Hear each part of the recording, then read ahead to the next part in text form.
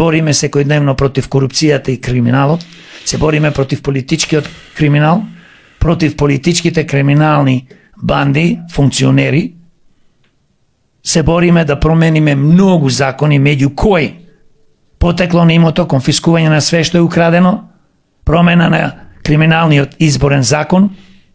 не да го намалиш како што го намалија пред години и пол од 10 на 3 години. Ние сакаме кривичниот закон да биде од 10 до доживотно, а и се разбира, сакаме и да постои смртна казна, но кажав на претходниот подкаст дека еве као наводно да бидеме хумани, Европа притиска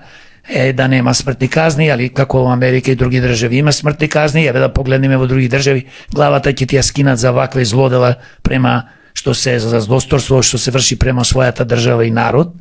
а ние ќе изигруваме овде као некои хумани, а не отепави од крадење и пола од народ изумре по болниците бидејќи ни претворија во мртовечници, затоа што парите на место да се вложуваат по болници, фирми, фабрики и образование и се разбира инфраструктура, прочистување на животната среднина, да градиме паркови, туризам и не знам што,